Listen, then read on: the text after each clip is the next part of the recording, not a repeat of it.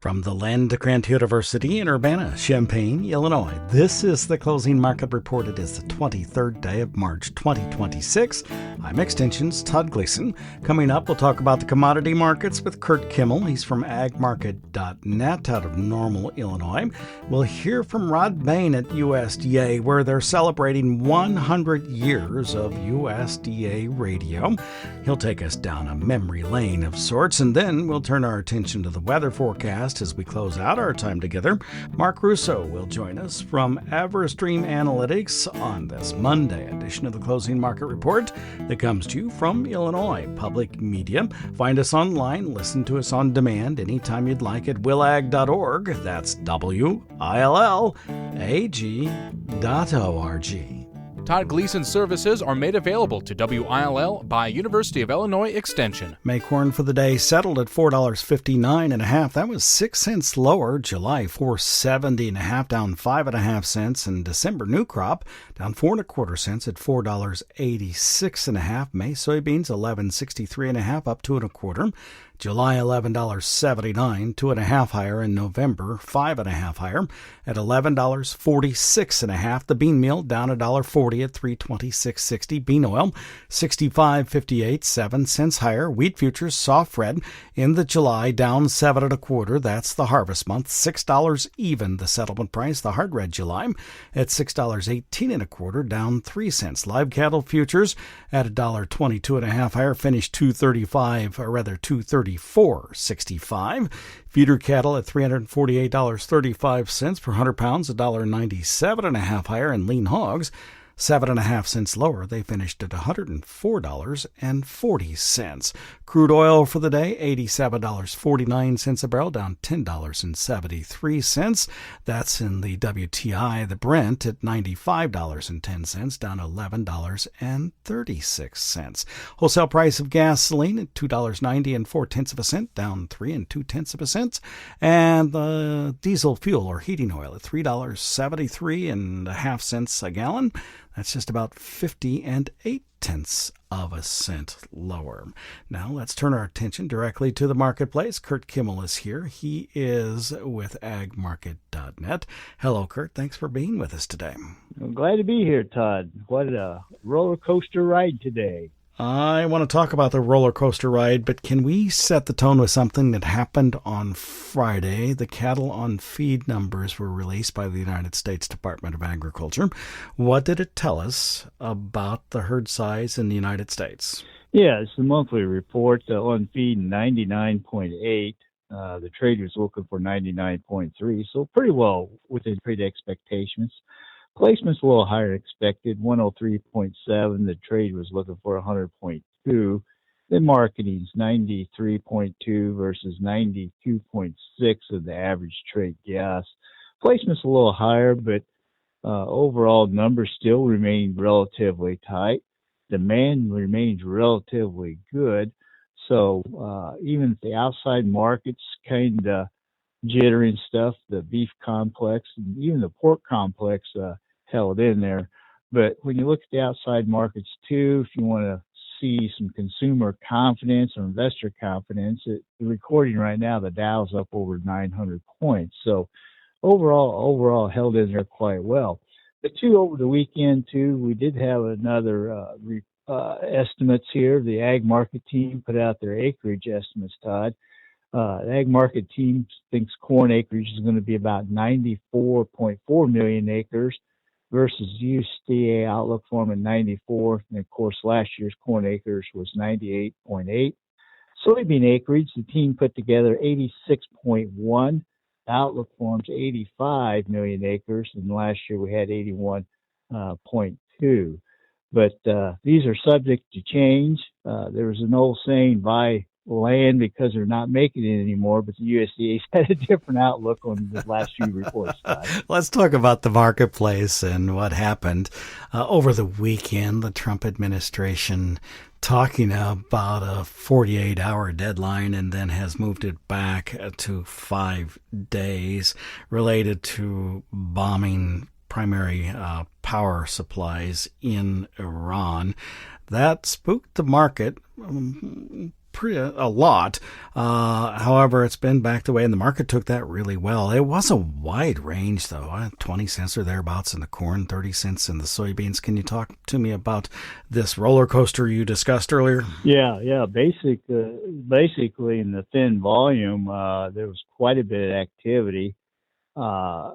Not to say any wrongdoing or anything, but there was quite a bit of activity before these tweets came out, and so everybody, student body left, student body right, just created a lot of gyration. But yeah, the risk was on that we're going to take some power grids out, and the war's not going to end anytime very soon. Then all of a sudden, word is, well, things are going well. If negotiation, we're going to give them some more time. But Iran, whether it's AI or actual reports, said there was really no communication. So we're subject to headline news. We're subject to fake news.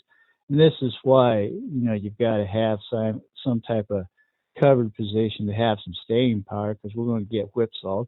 Then, as we mentioned at the Outlook meeting there at Covington Beef House, volatility is just just going to continue to increase in through here.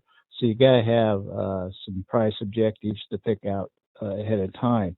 But we did see some additional export business this morning. Mexico was in for 102,000 corn and 161,000 soybeans. So with the higher prices we've seen here over the last month or two, export news seems fairly stout thus far. Freight cost has been high. Exports still hanging in there, and our export and shipments still running fairly good. We shipped out 1.7 million metric tons of corn, 1.1 million metric tons of beans, and 458,000 tons of wheat. So overall, market held in there.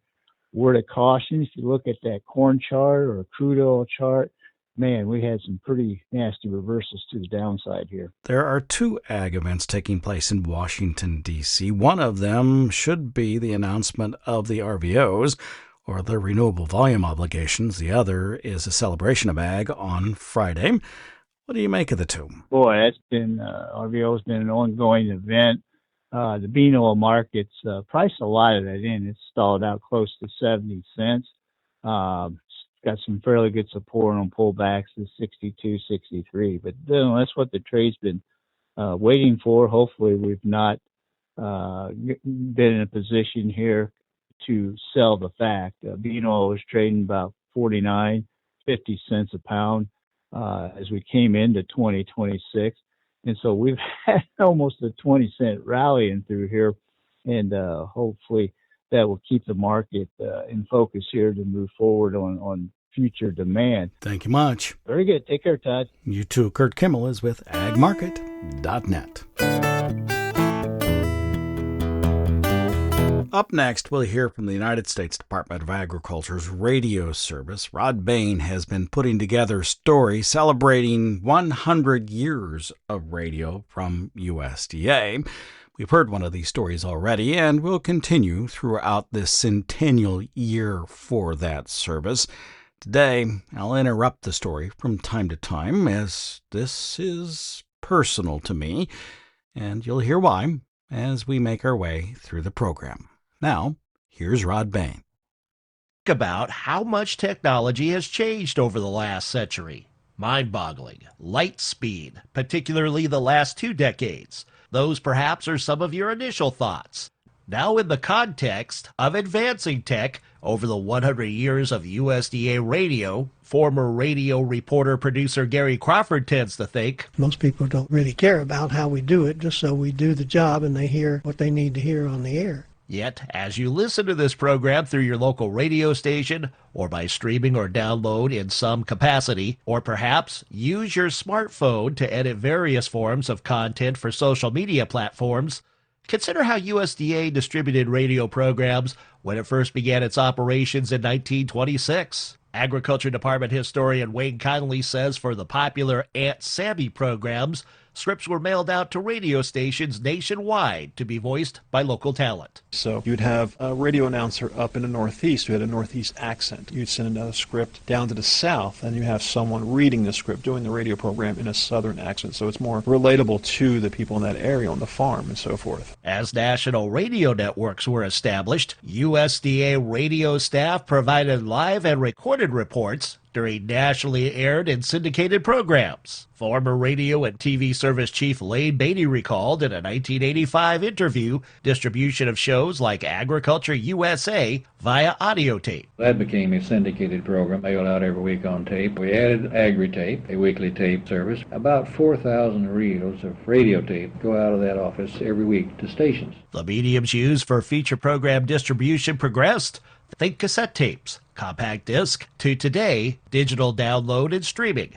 I'll interrupt with a couple of notes here. First, WILL has been delivering agricultural programming since its very first broadcast in 1922. University of Illinois Extension, I think starting in about the 1960s, began delivering radio programming to stations across the state. That was done by reel-to-reel, as you've heard already from USDA.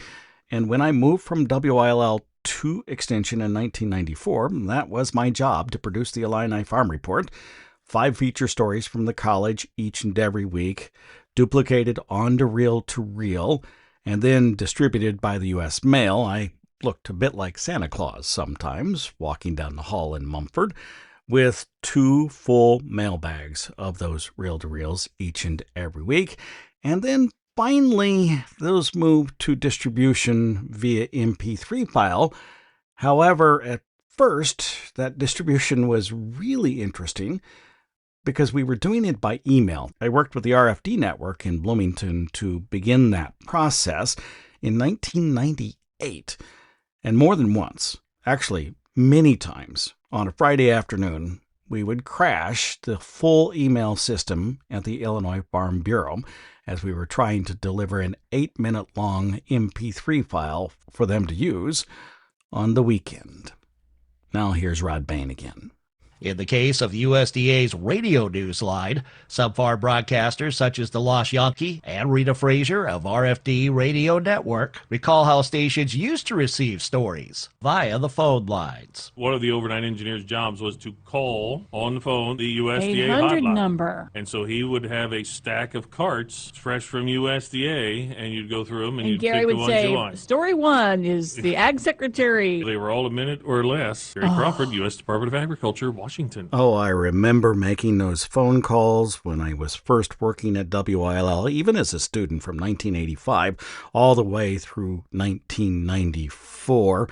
John Totten's a name that you may recall. He worked for Purdue producing radio from their ag programs, and there was a toll-free number to call them.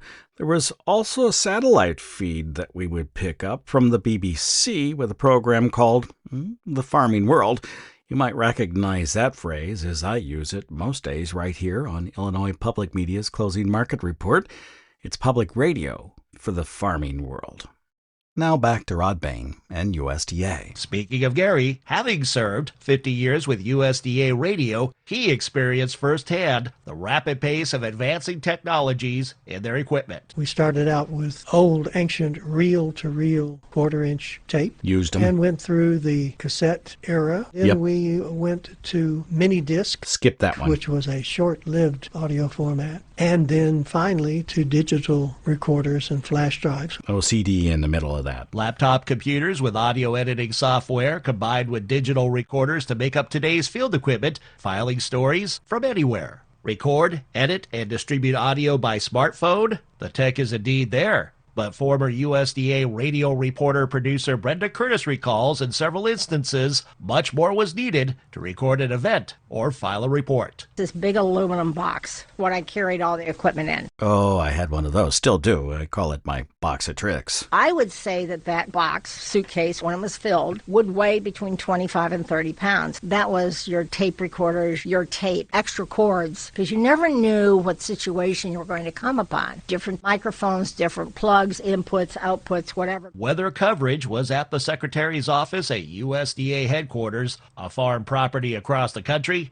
or an assignment Brenda was on, phoning in reports from somewhere around the globe. I called the report in, fed him some tape, and then he would edit it back here. And Brenda probably fed those stories over a typical phone line you'd find at the time, a bit like spy movies where you see them take the handset and unscrew the bottom of it and use a couple of alligator clips in it.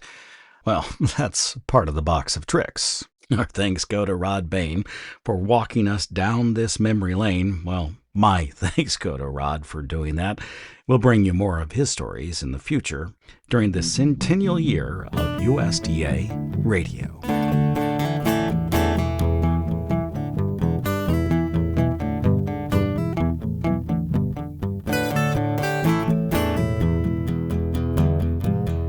Let's take a look at the weather forecast for the growing regions across the planet. Mark Russo is here. He's with EverStream Analytics. Hi, Mark. Thanks for being with us. Hello there, Todd. Thanks for having me.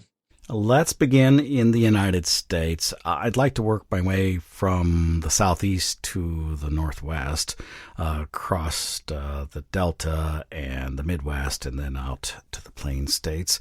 Begin in those places that should be moving or have been moving for some time now in the south, but start in the southeast and make your way through the Delta. Sure, yeah, across the southeast right now, there's no concerns here for early fieldwork operations and planting, with soil moisture generally adequate, although a few areas have trended a little bit drier here recently, but that's not of a concern.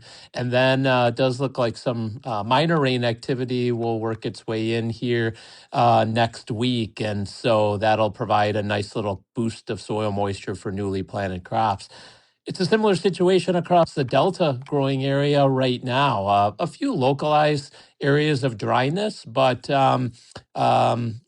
rainfall prospects do look to improve next week across the region, and also, again, no sign of any real problematic weather here as we begin to kick off the new season. The problem right now is, and has been recently, the Plains hard red winter wheat belt. Again, it's been very dry here during late winter. For some areas, that dryness goes all the way back to the fall. And now with the record-setting heat that's built into the region, that has significantly drawn down soil moisture. And so that is the area that needs rain for crop development here to avoid any kind of real significant issues. And there is going to be an opportunity for rainfall coming up here. It's not this week across the Plains hard red winter wheat belt. It's actually next week. Right now, that window does not look great, but we're beginning to see some indications of systems moving from the Rockies out into the plains, and that will provide some opportunities for showers and thunderstorms. As it looks right now, we feel that the best rains will be more east. So central eastern Kansas, central eastern Oklahoma, so kind of outside of the biggest producing areas in the west, but still time will tell here. And as we get closer, be able to hone in on those details. But again, it's a good thing that there's at least a window of opportunity here versus the pattern here of late, which has just been, exceedingly dry and now, unprecedented heat. Now swing northward into Nebraska, which has had issues in the last week, particularly with wildfires, and then turn your attention to the rest of the Corn Belt and maybe detail what's been happening in the Great Lakes area, because there was an awful lot of snow last week, and I don't know how soon that'll go away or if it has already. Yeah, first in Nebraska with the pattern here coming up, still on the dry side, very warm, continued increased wildfire risk for much of this week. Next week, though, does provide some opportunities, more so eastern Nebraska versus western Nebraska. But again, that will at least allow for some more favorable conditions there across the state. And then across the Midwest and Great Lakes region, temperatures here have been quite variable, and at times that has boosted soil temperatures prior to planting. But some of the recent cool weather has again lowered things. And so as we go through this week and on into next week, at least we do see more warm days versus cooler days. So that's a favorable signal here heading towards the start of planting. And again, soil moisture's in very good shape following rain activity and some snow here in recent weeks. And speaking of snow, for your question there, Todd, about the upper Midwest, and you go back a week ago and they had the blizzard across those areas and high snow water equivalent, nothing crazy high, but much higher than what they've seen over the course of the winter. That snow is gone, rapidly melted as temperatures warmed up. In fact, in a place like Minneapolis, they got up to 80 degrees here over the weekend. And so as a result of that, there's basically no snow and very little snow water equivalent there across the upper Midwest region here. So, which again, that the less the snow water equivalent, then actually the reduced risk of any kind of major flooding or major delays in planting across that area. Kind of heading into the start of the season. And then speaking of planting, I want you to turn your attention to South America, where safrinha or second crop corn is in the midst of being planted. And of course, harvest is happening as well for soybeans, those both in Mato Grosso and parts of Brazil, but then work your way towards Argentina. Yeah, right now in Brazil, the main item that we're watching, this is not of any big concern right now, but the southern safrinha corn belt in around Paraná has trended drier here recently, and that dryness does look to continue over the next couple of weeks. Rainfall looks to be more concentrated up north across the northern safrinha belt and center west and northeast Brazil in general. But for that area around Paraná, not only will it be drier than normal, but also warmer than normal as well. So that will allow more of the crop to be planted here during this later stage of the planting window, but it does put a little more emphasis on some rains returning here, prior to the end of the rainy season there. So that's one thing that we're watching. At this time, we're not expecting the dryness to persist throughout all of April, and we feel that rainfall prospects will begin to increase again across the region mid to late month. Outside of that, pretty quiet across Brazil and, for that matter, Argentina. For late developing soybeans in far southern Brazil and Argentina, they got a great drink of water over the weekend. In fact, Buenos Aires, Argentina, which had been one of kind of the lone dry pocket in Argentina, they saw a widespread rain event over the weekend, helping to boost soil moisture. And looking ahead here, more rain's on the way. Not as much this week, but next week rains look to return, especially to Buenos Aires again. And for late developing soybeans, that's quite favorable. Could result in a few minor disruptions in corn and sunflower and very early soybean harvesting there. But all in all, we don't see any major issues right now. Thank you much, Mark. I appreciate it. You're welcome, Todd. That's Mark Russo. He is with EverStream Analytics. Joined us on this Monday edition of the Closing Market Report that came to you from Illinois Public Media. It is public radio for the farming world, online on demand at willag.org, willag.org. Our theme music is written, performed, produced, and courtesy of Logan County, Illinois farmer Tim Gleason. You have a good afternoon. I'm Extensions Todd Gleason.